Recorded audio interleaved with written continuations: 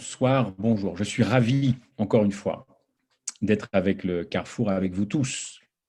Bienvenue à ceux qui nous rejoignent, bienvenue à ceux que je connais, bienvenue à ceux que je ne connais pas. Et c'est un plaisir, encore une fois, de partager l'Évangile, quelles que soient les latitudes ou quels que soient les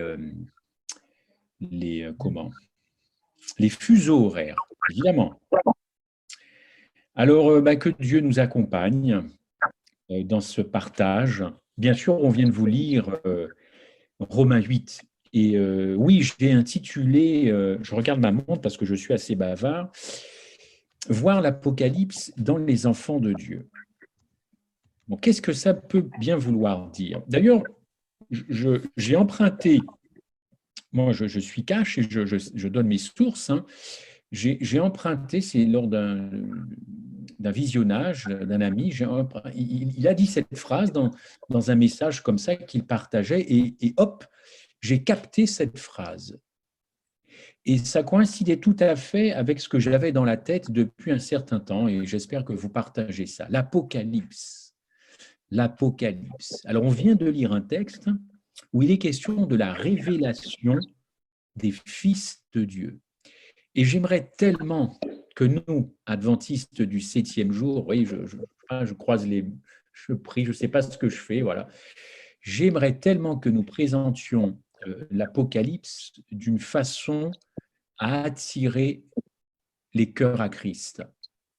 Et je ne sais plus maintenant aujourd'hui de quel apocalypse finalement nous parlons, nous les chrétiens, nous les adventistes. Je ne sais plus de quel apocalypse, parce que j'ai l'impression qu'il y a deux apocalypses.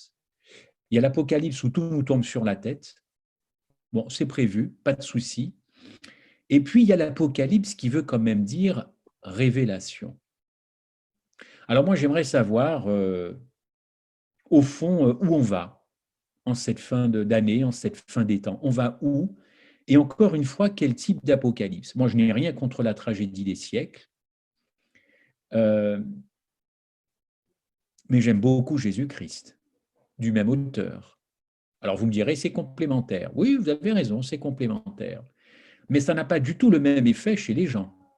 En tout cas, d'expérience, je parle. Quel apocalypse, au fond, nous prêchons? Alors, un autre texte que je vous propose, Jean 6, 40. Jean 6, 40. N'hésitez pas à ouvrir vos Bibles. Moi, j'ai évidemment le texte sous les yeux.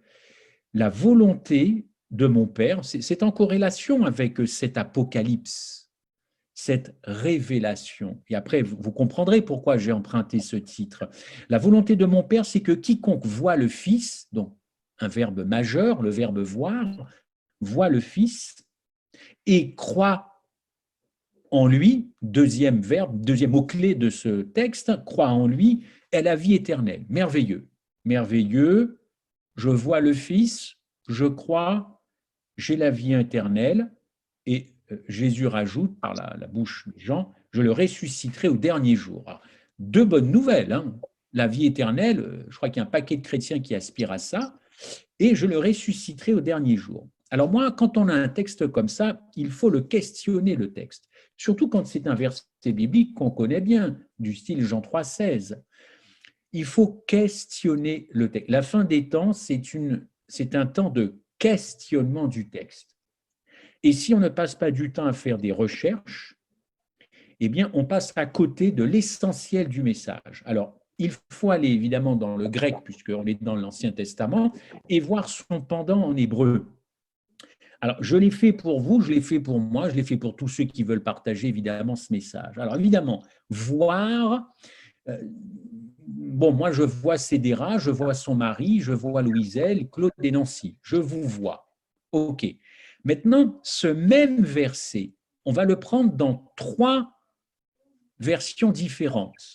Je commence avec la version Martin. Il est écrit dans Martin, et c'est ici la volonté de celui qui m'a envoyé, que quiconque contemple, c'est d'ailleurs la même que la version Osterwald. Contempler, ce n'est pas la même chose que voir. Vous êtes d'accord avec moi? Si je contemple un objet, ce n'est pas la même chose que si je vois cet objet. Je vais maintenant dans la version Darby, car c'est ici la volonté de mon Père que quiconque, et là je trouve que c'est mieux, discerne le Fils. Là, il est question de discerner le Fils, évidemment ensuite de croire en lui. Mais pour moi, ce n'est pas du tout la même chose. Voir quelque chose et discerner quelque chose, permettez-moi de vous dire que ce n'est pas la même chose. Et c'est Jésus dont il est question. Discerner Jésus et voir Jésus, c'est déjà autre chose. OK ? Allons dans le grec maintenant. Le verbe voir dans le grec, c'est facile, c'est théoréo. Théoréo. Mais théoréo en grec, c'est autre chose qu'en français. Théoréo, ça veut dire avoir une observation attentive dans les moindres détails. Alors, je reprends Jean 6,40. La volonté de Dieu, de mon Père, c'est que quiconque a une observation attentive et dans les moindres détails de mon Fils. Attendez, c'est pas la même chose que voir en français, ou alors les mots n'ont pas de sens.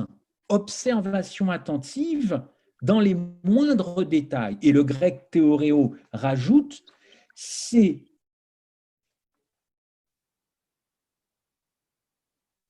j'ai mis c'est jouir d'une présence. Oui, jouir d'une présence. Alors, c'est encore plus fort. Et on se demanderait en français quel est le rapport avec juste le fait de voir. Je reprends le verset. La volonté de mon Père, c'est que quiconque jouit de la présence de mon Fils et croit en lui ait la vie éternelle. Je pense que vous avez tout compris et à la rigueur, je pourrais même m'arrêter là. Vous avez tout compris que c'est pas la même chose que de jouir de la présence de quelqu'un. Et Théoréo rajoute encore considérer. Ça n'a plus rien à voir avec le verbe voir. Rien qu'en grec, une richesse qui explose comme ça, rien à voir. Ça, c'est pour le verbe voir. Et puis, si je vais au verbe croire, eh bien, c'est encore autre chose. Et c'est ce verbe en grec, c'est pistuo. Pistuo. Et pistuo, évidemment, c'est donner du poids. Toujours en grec, vous comprenez, donner du poids. Alors, je vais reprendre Jean 6,40. La volonté de mon Père, c'est que quiconque jouit de la présence de mon Fils et qui a une observation attentive dans les moindres détails de mon Fils, donne du poids à mon Fils, donne du crédit à mon Fils. Vous voyez, alors, évidemment, en grec, ça ferait des phrases à rallonge, hein, mais moi, qu'est-ce que je préfère le grec au français, hein? Franchement, rien que dans cette phrase en grec, moi, si j'étais grec, mais c'est le pied. J'aimerais beaucoup. Je sais que vous défendez la langue française et vous avez entièrement raison. Donc, c'est mal de moi de vous dire que ce n'est pas une langue très riche, mais continuez de la défendre. Moi, j'ai même appris qu'il y a un ministre chez vous. C'est pas un ministre, je crois que c'est le directeur d'Air Canada qui a dû faire un speech tout en anglais et ça n'a pas plu du tout aux francophones. Alors, continuez le combat. C'est bien. Je pense que le mari de Seth va me pardonner parce que nous sommes tous dans le même bateau. Mais vous voyez, la langue grecque, elle est riche.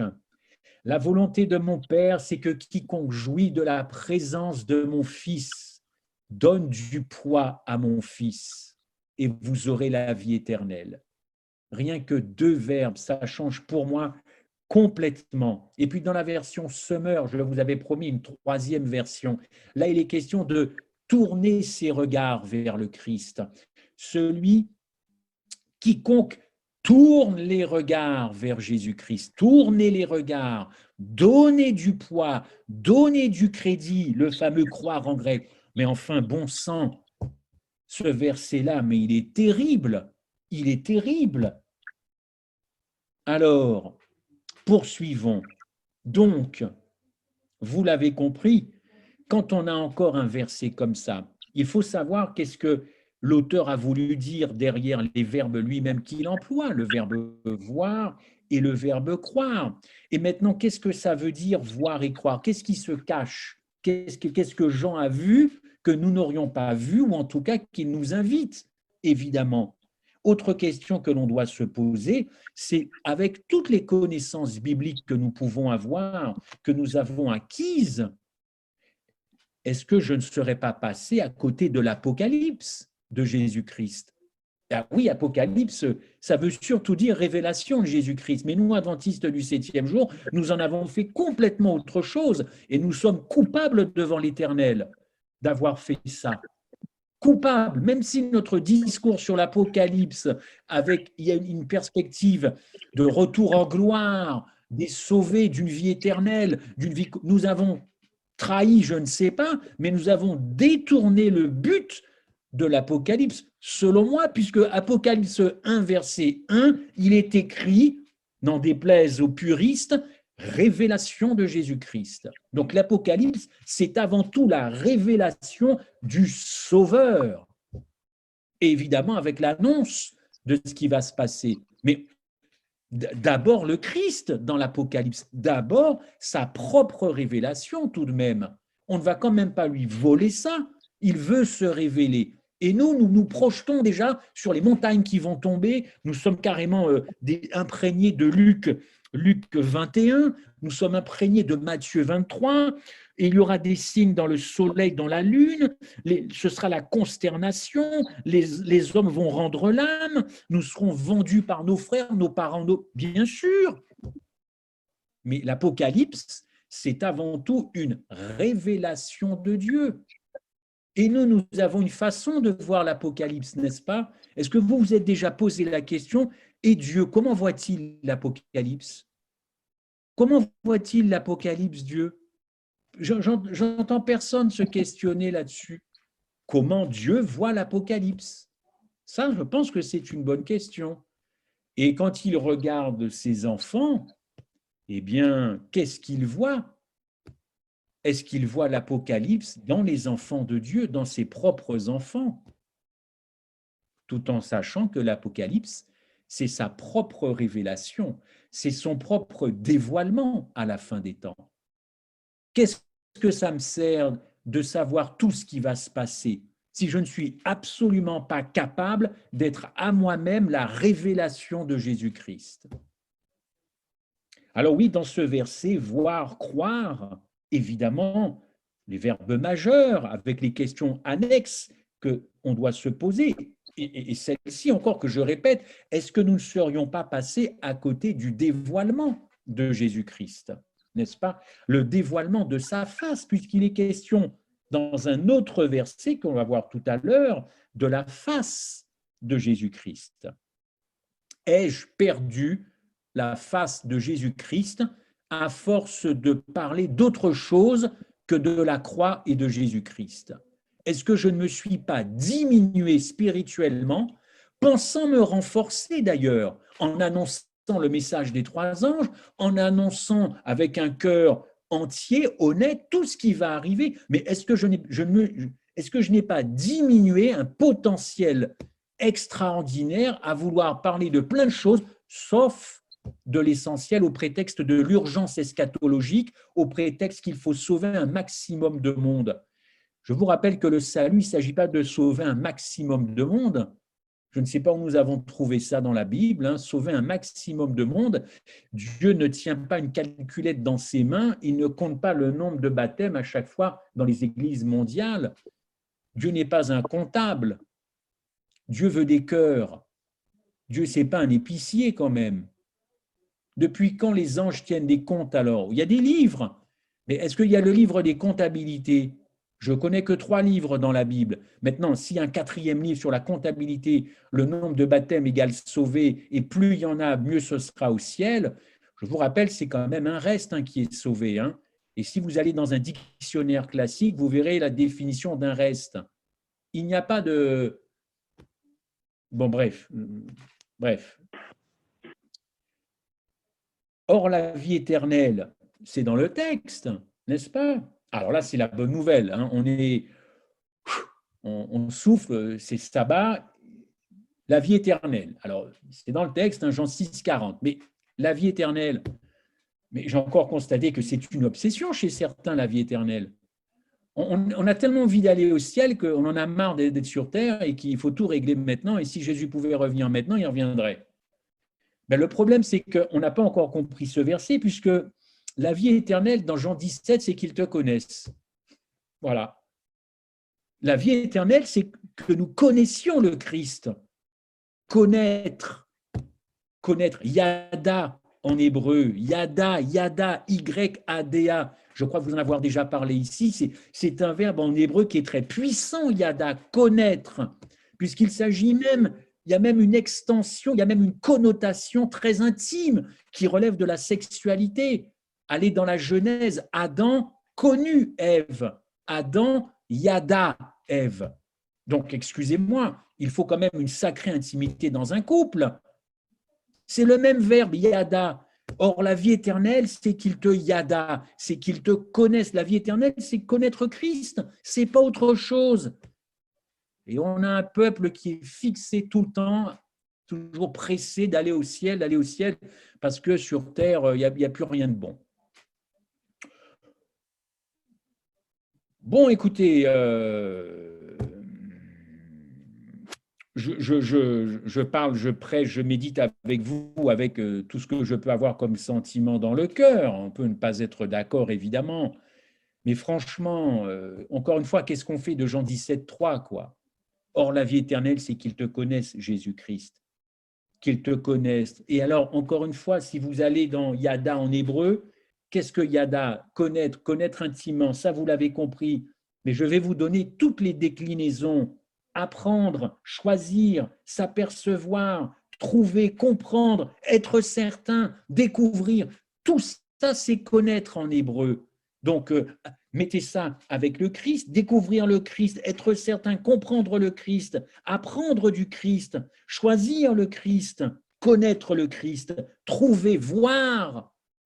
Quelle perspective quand même, rien que dans un petit verbe avec 4 lettres, connaître. Ben, la vie éternelle, c'est que nous connaissions Jésus-Christ. Et j'ai l'habitude de vous dire, pas à vous mais à d'autres, si ce soir nous étions visités dans notre nuit, dans notre sommeil, et que Dieu dise à Claude, à Jean-Marc, à moi, eh bien, avec tout l'amour que j'ai pour toi, eh bien, tu ne seras pas au ciel pour l'éternité. Même si je t'aime, mais tu en seras privé. Quel état d'esprit le lendemain nous sommes? Dans quel état d'esprit irons-nous au temple? Est-ce que vous allez vous retrouver sur Zoom après une telle vision et une telle déclaration? La vie éternelle, ce n'est pas la carotte de la Bible. En tout cas, c'est comme ça que je vois les choses. Et pourtant, c'est devenu une motivation, une véritable carotte. Eh bien non, nous nous trompons. Et nous sommes bien dans ce temps de la révélation. Nous sommes dans un temps de proclamation, certes, bien sûr, mais nous sommes surtout dans ce temps de révélation, de proclamation de l'Évangile, l'Apocalypse, la révélation. Et Dieu aimerait voir l'Apocalypse dans les enfants de Dieu, dans son peuple. Il aimerait voir cet Apocalypse. Et nous, nous prêchons une autre Apocalypse. Mon fils, donne-moi ton cœur, n'est-ce pas? Mon fils, donne-moi ton cœur. Certes, Jésus ne souhaite pas nous culpabiliser. Il y a une chose qu'il souhaite, c'est le cœur, vous le savez. 876 fois le mot cœur dans la Bible, 876 fois. Et combien de fois Dieu dit ou Jésus dit, donne-moi ton cœur? Je vous donne un autre proverbe, Proverbe 23, verset 26.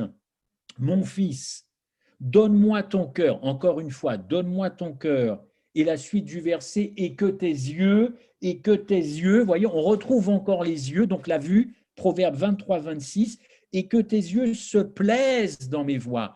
Prendre du plaisir en Jésus-Christ. Comment voulez-vous prendre du plaisir dans un homme qui m'est quasiment inconnu et quand il revient, je ne connaîtrai pas plus sur lui? Moi, le véritable drame, il se joue pour moi dans 2 ou 3 versets de la Bible. Tu as perdu ton premier amour. Pour moi, c'est clair, quand je lis encore ce verset, après quelques années, je tremble. Tu as perdu ton premier amour. Ça fait réfléchir ou pas? Alors, qu'est-ce qui nous motive à la fin des temps? Gagner des âmes, les baptiser à mort et ne connaître toujours pas personnellement ce Sauveur. Personne ne s'y trompera. Personne ne s'y trompera. Autre verset qui me touche énormément, tu as cru que je te ressemblais. C'est toujours effectivement dans Psaume cette fois-ci, Psaume 50. Tu t'es imaginé que je te ressemblais. Tu t'es imaginé que je te ressemblais. Quel verset? Psaume 50, verset 21, n'est-ce pas? Alors, qui est ce Jésus qui revient? Qui est ce Jésus? Qui est-il au fond? Je suis amené à vivre l'éternité, c'est lui qui le promet, mais qui est Jésus qui revient? Tu t'es imaginé que je te ressemblais et maintenant je vais te châtier. Je ne sais pas si c'est ce verbe qui est employé, mais en tout cas, c'est Proverbe 50. Je le prends avec vous. Et le verset 21, Proverbe 50, verset 21. Ah ben oui, mais alors, donc c'est une erreur parce qu'il n'y a pas de Proverbe 50. Alors, je ne sais pas pourquoi. Je le retrouverai. C'est quand même curieux. C'est une petite erreur de ma part. En tout cas, c'est bien, tu t'es imaginé que je te ressemblais. C'est dans les psaumes. Pardon? Psaumes. Psaume 50. Bon, ben très bien alors. Alors, Oui. j'y retourne. Permettez-moi, on est en direct. Hein. Ça va que Psaume, c'est pas très loin de Proverbe, donc on gagne du temps. Psaume 50, et je veux voir avec vous le verbe qui est Psaume 50, verset, j'ai dit, 21. Alors, tu as cru que j'étais vraiment comme toi, je te reprendrai et je te mettrai tout devant quoi? Devant les yeux. La vue, chers amis, la vue, la face. Je vais tout reprendre avec toi, tout reprendre en 2022, tout reprendre en 2022, parce que tu n'as toujours pas compris qui je suis. Je suis celui qui suit et celui qui revient, et tu as perdu ton premier amour, et tu crois qu'après avoir amassé des siècles de connaissances venues du judaïsme, du protestantisme et du catholicisme romain, tu vas t'imaginer que ça fait monter au ciel. Mais si les connaissances faisaient monter au ciel, il y en a un paquet qui serait monté avant nous quand même. Je vais tout remettre devant tes yeux. Il y a ce que l'on appelle, chers amis, vous savez ce que c'est que l'anthropomorphisme. L'anthropomorphisme, regardez dans le dictionnaire, ça consiste à concevoir la divinité à l'image de l'homme. Autrement dit, bon, nous sommes des hommes avec une tête, tout ça. Bon, alors on projette un corps. Bon, c'est vrai que si nous avons été créés à l'image de Dieu, Dieu doit nous ressembler quand même. Ça, c'est de l'anthropomorphisme.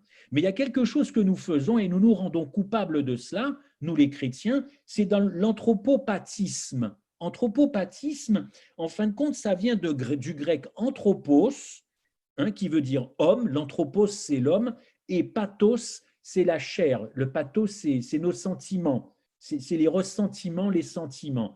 Eh bien, souvent, écoutez les gens parler, beaucoup projettent leurs propres sentiments sur Dieu. Si je ressens ça, Dieu ressent ça. Si c'est comme ça, non, non, non, non, non, non, non. Tu t'es imaginé que je te ressemblais. Alors, comme tu t'es imaginé que je te ressemblais et que tu crois que je fonctionne comme toi, parce qu'au fond, c'est là où je veux en venir, eh bien, je vais tout reprendre à zéro. Je vais te présenter véritablement qui je suis, parce que tu ne peux pas hériter de la vie éternelle dans ces conditions. Voir la face du Christ, croire, voir quel est cet apocalypse qu'il nous faut prêcher en cette fin des temps.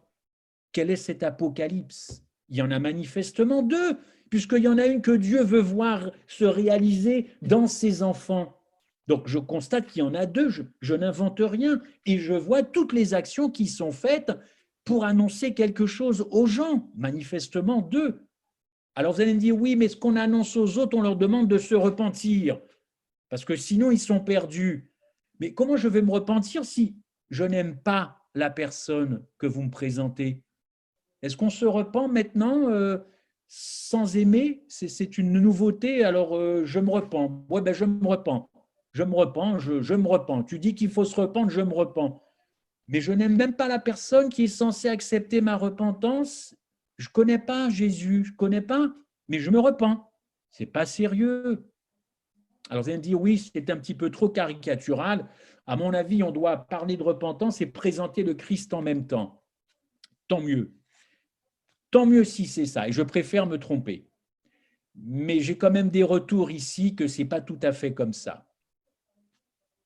Ce qui est un petit peu aussi motivé mon message vis-à-vis de vous. Autre verset, Apocalypse 6, verset 16. J'ai travaillé ce verset-là, ça devrait vous parler. Apocalypse 6, verset 16. Et vous le connaissez par cœur. Questionnons ce texte. Et il disait aux montagnes et aux rochers, tombez sur nous. Je crois peut-être l'avoir déjà partagé avec vous, mais ce n'est pas grave. Et cachez-nous de la quoi? De la face. Ben, évidemment, croire, voir la face, voir la face de qui? La face de celui qui est assis sur le trône, Christ. Apocalypse 6, verset 16, et il disait, je le répète, aux montagnes et aux rochers, tombez sur nous et cachez-nous devant la face. Mais il y a manifestement des gens à la fin des temps qui ne voudront pas voir la face de Jésus-Christ, autrement dit le visage, le portrait. Manifestement, il y a des gens, c'est écrit, ils demanderont à ne pas voir la face de Jésus-Christ, n'est-ce pas? Donc ils ne demanderont à ne pas voir son visage. Moi, pendant longtemps, je me suis dit ça, Seigneur, ce n'est pas un verset pour moi. Parce que moi, je t'ai accepté. En tout cas, je t'ai reçu dans ma vie. Ce n'est pas valable non plus pour ma famille, hein, mais vous connaissez Catherine, les enfants, voilà. Donc, je ne me sens pas personnellement avec... Mais je me suis trompé. Parce que ce verset-là, il est aussi valable pour les chrétiens et pour les adventistes et pour les protestants, les évangéliques, les baptistes. Pourquoi ce verset, finalement, ne serait que pour les autres? Et pourquoi moi, je ne me serais pas là-dedans? Et si je considère que je peux être là-dedans, attention, c'est que j'ai un problème. Si je demande aux montagnes, aux rochers de tomber pour ne pas voir la face de celui qui vient et qui m'a sauvé, j'ai quand même un problème, enfin. Et le visage, puisqu'il s'agit de la face. Mais la face de Christ, c'est quoi la face de Jésus-Christ? Mais moi, je vais vous le dire, c'est très simple. C'est sa patience, c'est sa miséricorde, c'est sa douceur, c'est sa bonté, c'est sa gentillesse, c'est son sourire, c'est les petits câlins que Jésus nous fait, le matin, le midi, le soir. C'est tout ça la face de Jésus-Christ. Autrement dit, c'est son caractère. Mais alors, si je ne veux pas voir tout ça, comment ça se fait que je ne veux pas voir tout ça? Eh bien, la raison est simple, chers amis. C'est parce que nous n'avons pas appris à fréquenter la douceur, la bonté, la gentillesse, la patience, la miséricorde, les uns avec les autres avec les uns. Nous n'avons pas pris le temps pour ça. Ça ne nous a pas attirés, ça ne nous a pas intéressés. Alors du coup, quand l'incarnation du fruit de l'esprit arrive, mais il y a un décalage, ça me fait peur et je n'ai pas envie de voir ça. Je suis même dégoûté de moi et c'est pour ça que je demande aux montagnes de tomber et de me cacher. Je n'ai pas fréquenté l'amour et la douceur, je ne peux pas voir l'amour et la douceur arriver. Et je n'ai pas envie de voir, parce que qu'est-ce qui descend? C'est l'agapé qui descend bientôt, n'est-ce pas?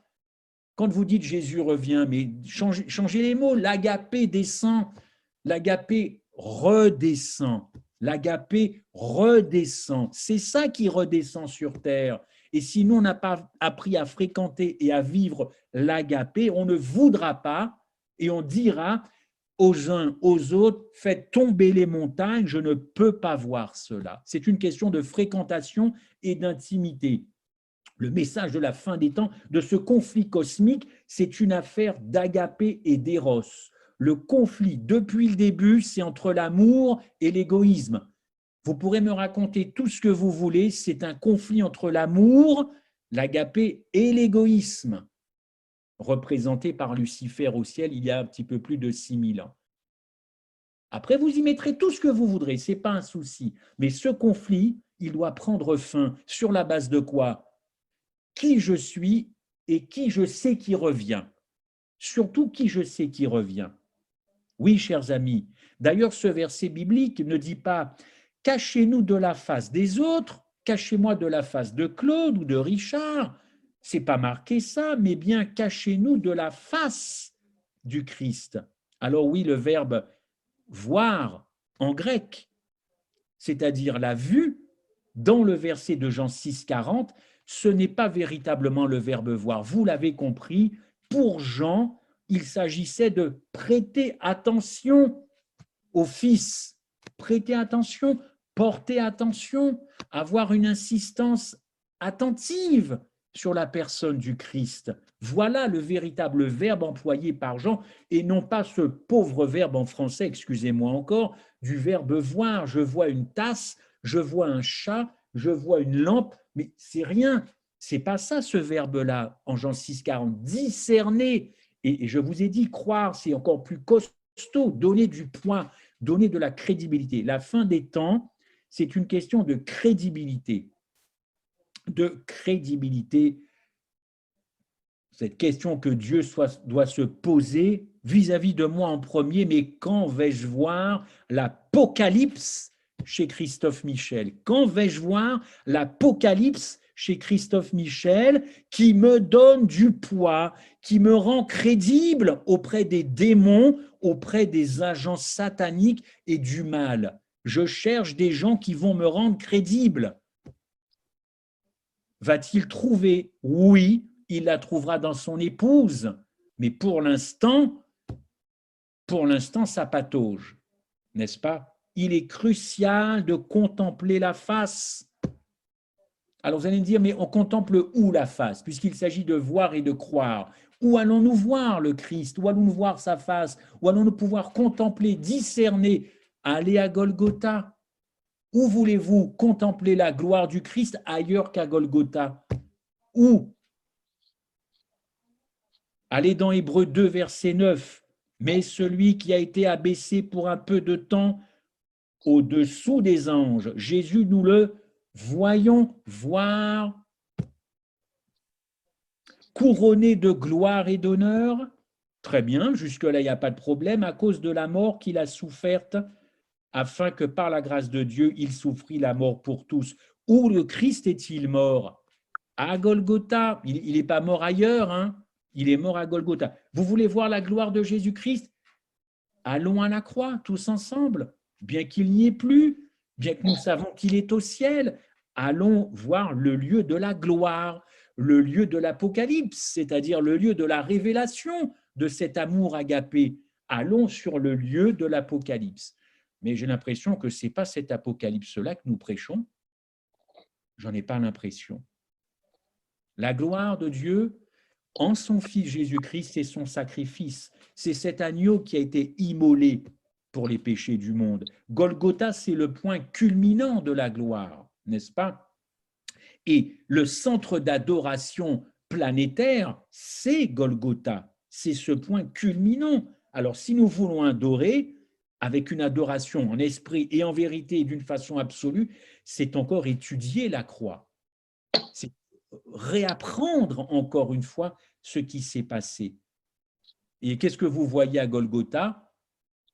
Alors certains ne vont voir que du sang, bien sûr, mais on peut y voir de la douceur, de la capacité à endurer, on peut voir une tolérance, on peut voir la bonté, la beauté, la longanimité, la douceur, alors que le Christ vit des heures terribles, ça coule tout ça dans son corps. Le lieu de Golgotha, n'est-ce pas? Oui, Dieu veut que nous voyions que son Fils n'a pas hésité une seule seconde à venir. C'est même lui qui a sollicité, vous le savez, l'entretien qu'Ellen White révèle dans ses livres par 3 fois. Christ vient auprès de son Père et demande à être cet agneau, Seigneur. Voir, croire, voir l'Apocalypse dans les enfants de Dieu. Il y a un texte de Malachie 3, 17. Il est écrit « Ô Galates, Non, ce n'est pas Galate, ça c'est plutôt Galate, pardon. Insensé, qu'est-ce qui vous a ensorcelé pour faire que vous n'obéissiez point à la vérité, vous à qui Jésus-Christ a été auparavant portrait devant quoi? Devant vos yeux et crucifié entre vous.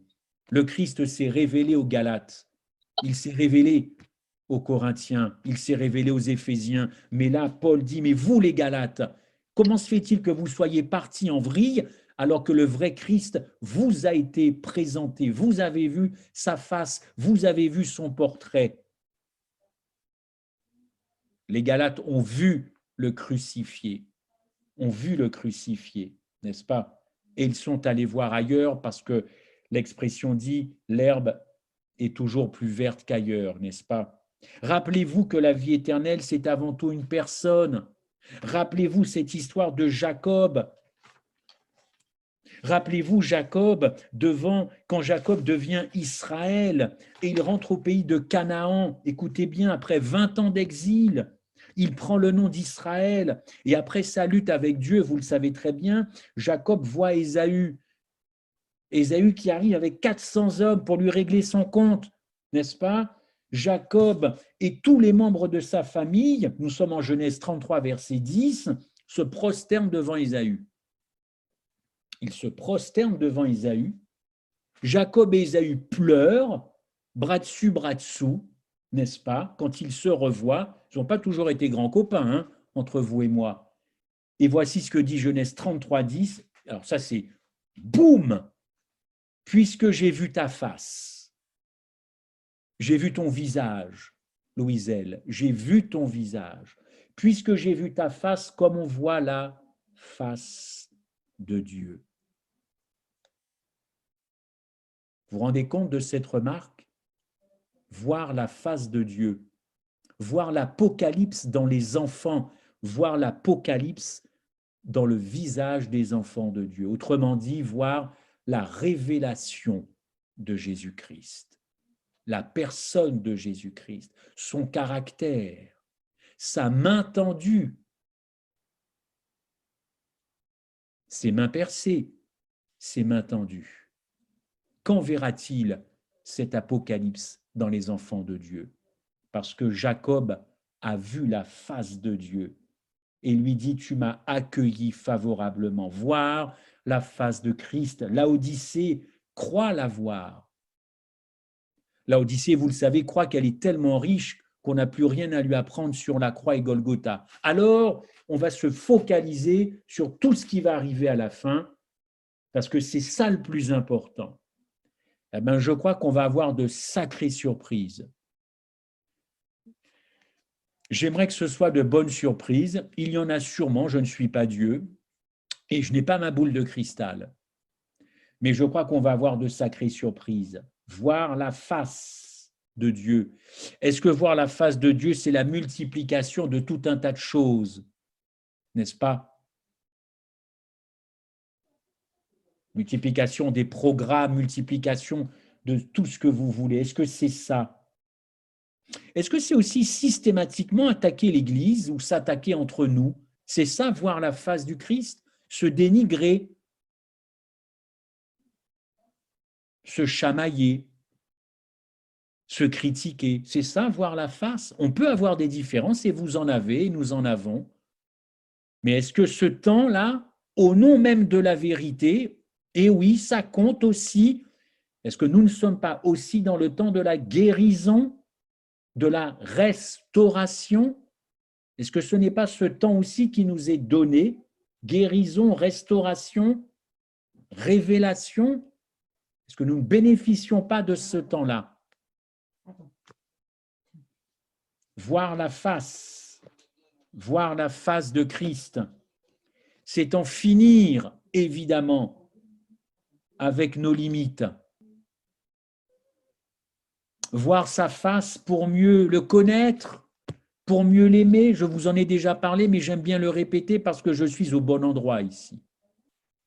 Aimer le Christ, agaper le Christ dans la prière, dans l'étude et dans ce que vous faites, évidemment, voir sa face pour mieux l'aimer, pour que celui qui vient ne soit plus un inconnu, au bout de plusieurs années d'église ou de groupes de maisons, de foyers, tout ce que vous voulez, je peux très bien ne pas être capable d'avoir fait du Christ mon ami personnel. Je n'ai pas envie d'entendre le Christ me dire « Je ne t'ai pas connu, arrière de moi ». Voilà le deuxième verset qui est fatal dans la Bible. Vous direz, vous avez fait ça pour moi, vous avez rempli des paniers repas pour les pauvres, vous avez fait ça, toi, mal à sentinelle, tu as fait ça, tu prêchais. Arrière de moi, je ne t'ai jamais connu. Et vous connaissez la particularité de ce verset. Il n'est pas dit, je ne te connais pas. Il est écrit, je ne t'ai jamais connu. Autrement dit, dès le début, nous n'avons pas aimé. Donc, nous n'avons pas été connus. Donc, nous n'avons pas été reconnus.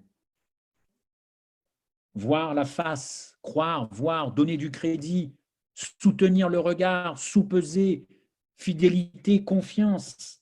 Personne ne se pose la question, ou très peu se pose la question en ce moment, serons-nous en capacité de supporter, de voir le Messie revenir? J'entends tout un tas de choses, de programmes. Es-tu prêt? Sommes-nous prêts? Libère ta foi, libère tes énergies positives. Youpi, youpi, youpi dans la rue, youpi sur mon lit, youpi à la maison. Ce ne sont que des slogans, de tristes et de pauvres slogans pour celui qui arrive et qui nous a dit un jour, tu as perdu ton premier amour et tu continues de faire fausse route. Pourquoi croyez-vous que Dieu a suscité deux hommes qui venaient non pas de nulle part, mais qui n'étaient pas prévus pour porter un message comme celui de la justification par la foi? Pourquoi Dieu a encore suscité John C. Wagoner en 1888? C'est pas très vieux cette affaire-là, pour rappeler un certain nombre de choses, revenir à l'essentiel, revenir à moi. Observez-moi, regardez-moi, donnez-moi du crédit. Serons-nous en mesure de le voir quand il apparaîtra? Ce n'est pas une question ni pour vous culpabiliser, ni moi. Mais nous devons honnêtement de nous poser cette question, car encore une fois, certains diront, montagne et aux rochers, tombez sur moi, fréquentez la douceur dans les couples, fréquentez la joie, la paix, alors que tout est très très troublé en ce moment. Passez du temps à fréquenter le fruit de l'esprit qui commence d'ailleurs, si vous connaissez bien le texte de Galates, par l'amour, n'est-ce pas? Et tout le reste découle évidemment. Voir l'Apocalypse dans les enfants de Dieu. J'ai tellement de choses à vous dire encore que le temps passe tellement. Je voudrais peut-être terminer et puis la prochaine fois, je poursuivrai. Si vous allez dans Éphésiens 3, verset 16, n'est-ce pas?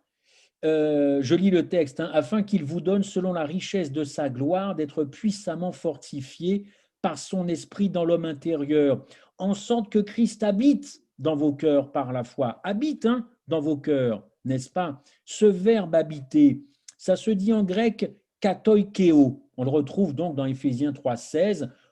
Il est question d'habitation, habiter, habitation. On retrouve ça aussi dans Éphésiens 2,22, être une habitation de Dieu en esprit. Très bien.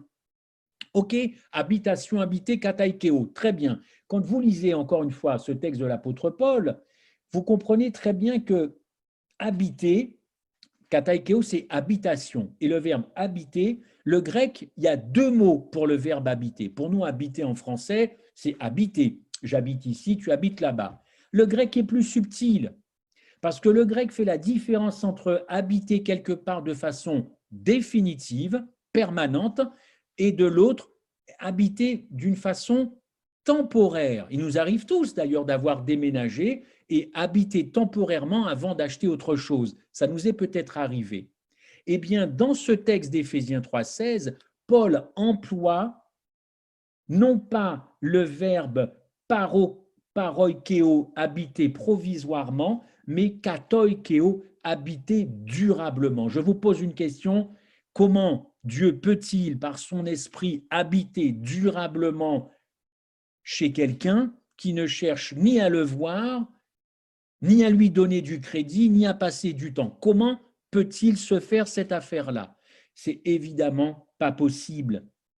Paul écrit aux Éphésiens qui sont déjà convertis et que Christ habite en eux, mais il a quand même détecté que ça n'allait pas chez les Éphésiens. Alors il leur dit, Dieu doit habiter durablement dans votre cœur, pas de façon yo-yo, pas de façon temporaire. Ça ne tiendra pas la route et quand il reviendra, eh ben vous allez vous retrouver dans Apocalypse 6, verset 16 et vous allez encore avoir des problèmes. Le yo-yo, ça ne fonctionne pas. Le yo-yo, ça fragilise. Et voir et croire. Si je veux croire, il faut que je voie. Ma foi doit donc se nourrir de ce que je vois. Bien sûr, une foi, ça se nourrit, ça s'entretient, mais si je ne cherche pas à contempler, à tourner mes regards avec toutes les déclinaisons que je vous ai données au début, ma foi ne fonctionnera pas. La différence dans ce verbe d'Éphésiens 3,16, habiter, c'est une question de temps, c'est une question de durée. Fréquenter l'amour, fréquenter la bonté, la douceur, la joie, la paix, fréquenter la tolérance, fréquenter tout le caractère de Christ au fond. Et nous échapperons évidemment à Apocalypse 6, verset 16. Quand la tempête viendra, est-ce que ma foi résistera? Vous connaissez bien ce verset. Quand le Fils de l'homme viendra, trouvera-t-il de la foi?